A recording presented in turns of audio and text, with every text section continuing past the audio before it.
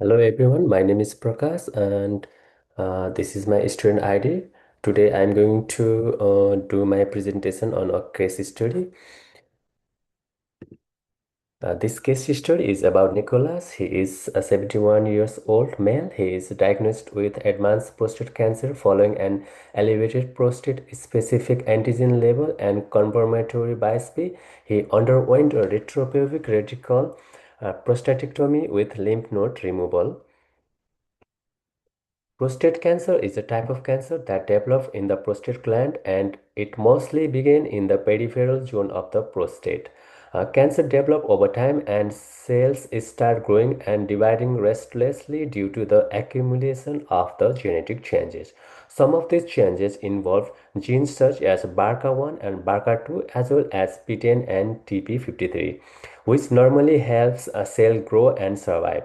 Hormones like testosterone play a big role in this process by stimulating prostate cell growth, which can also encourage cancer cells to grow. As the cancer progresses, it may either remain localized or metastasize to other part of the body.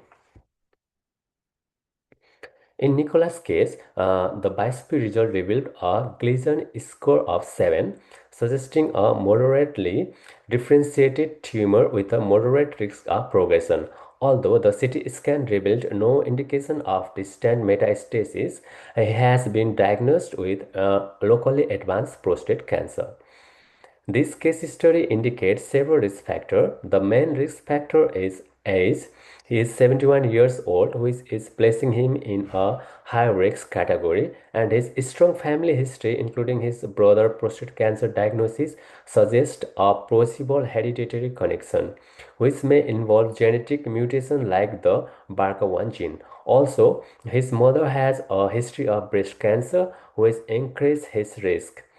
Prostate cancer is a leading cause of cancer-related death among men, especially for those who are older than 65, and it has a greater impact on individuals with a family history of prostate cancer. Overall, the development of prostate cancer in Nicholas is affected by biological changes that comes with aging and his genetic background. So early detection, regular screening, and ongoing medical monitoring are essential to manage the disease and reduce the risk of further progression. After surgery, most patients often face complications like pain and infections. Pain can directly affect the patient's quality of life, so managing it is especially important for people with cancer, such as those with prostate cancer. In Nicholas' case, the 8 centimeter abdominal incision and tissue manipulation during surgery are likely to cause moderate to severe postoperative pain. If this kind of pain is not managed well on time, it can limit mobility and slow down recovery, which can increase the risk of complications such as atelectasis and thromboembolism. The main nursing focus is managing pain with pharmacological interventions like with medications such as morphine. Morphine has a distinct advantage because its low lipophilicity allow it to move with cerebrospinal fluid and reach areas that some local analgesics cannot. It eases pain by binding to opioid receptor along nerve pathway that transmit visceral pain. This makes morphine particularly useful for treating acute post-operative pain. For Nicholas, using opioid analgesia is an effective way to control his pain. However, nurses also need to assess pain regularly using reliable pain assessment tool and watch for side effects like breathing problem, nausea, drowsiness, and constipation.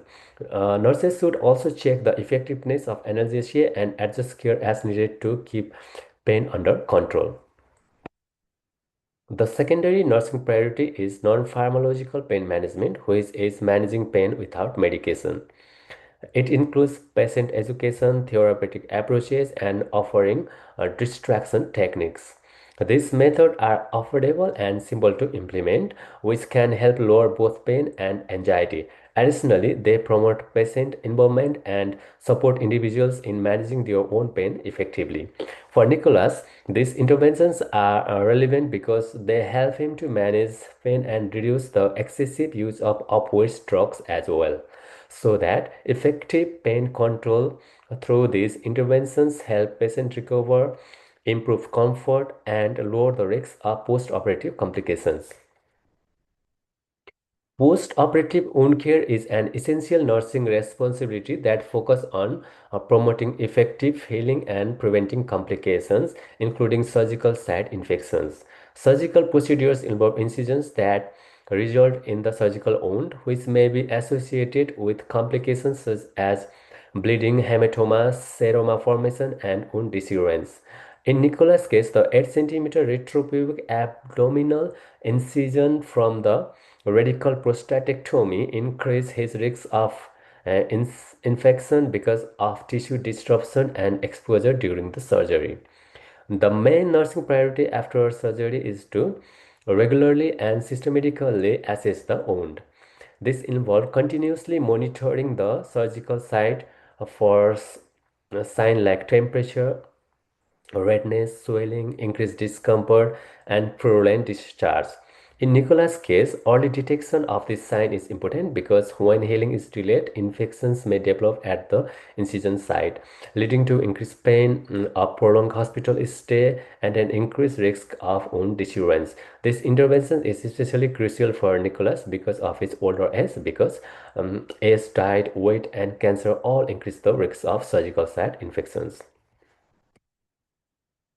Another important intervention is to use proper aseptic technique when caring for wound. The aseptic method help minimize or avoid direct contact and ensure that only sterile tool and fluid come into contact with the patient body during wound care. In Nicola's case, the invasive nature of the procedure and the incision in the urinary tract increase the risk of contamination.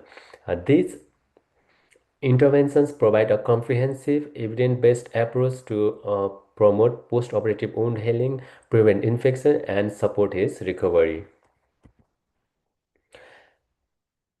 After the post-operative surgery, Nicola's quality of life may be affected negatively and experience physical, emotional, and social changes. Education play an important role in reducing complications and supporting recovery after surgery, such as radical prostatectomy, like Nicola's case.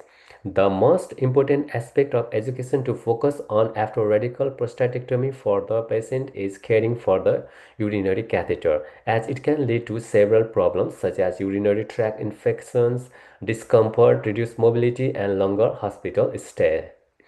And Nicholas must learn to maintain catheter hygiene, watch for any changes in skin condition, and recognize the sign of urinary infection promptly. Lymphoedema is another risk a patient may have after prostatectomy, which can affect the patient quality of life. Nicholas must uh, have knowledge about how to recognize it at an early stage.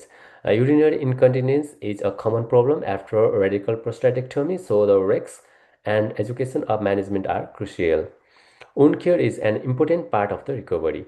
Nicola's abdominal incision is 8 centimeters long. Taking self-care of the wound is essential for healing and to avoid problems that could slow down the recovery. Nicholas should know how to keep the surgical site clean and dry, watch for signs of infection such as redness, swelling, discharge, or increased pain. Another education Nicholas need is about pain management, as he has a wound, so he should have the knowledge about his prescribed analgesia, including the right dose, time, and side effects. Nurses should also teach him about non-pharmacological activities such as slow, controlled movement and changing position, which help reduce pain. Moreover, Nicholas must be aware of the need to change his lifestyle and daily activities. He should gradually increase his physical activity and avoid heavy exercise at the beginning. Furthermore, he must be aware that experiencing erectile dysfunction, lower sexual desire, and reduced social activity is common after radical prostatectomy. Furthermore, to support Nicholas, the multidisciplinary team's role is essential. Urology, oncology nurse should nurse support patient by providing education, emotional support, and guidance on treatment options. Physiotherapists help patient regain movement and teaches exercise, which are important for improving bladder control after prostate surgery. Patients who continue to have problems with their continence will be referred to a bladder service for guidance and assistance during their recovery. A continence a nurse specialist can offer more education and support to help manage urinary function and catheter care. In conclusion, prostate cancer significantly affects physical and emotional health. So, comprehensive post-operative nursing care, effective pain management and wound care, individualized education support, recovery, and self-management, multidisciplinary support play a positive role in improving patients' outcome. Thank you everyone for watching my video. See you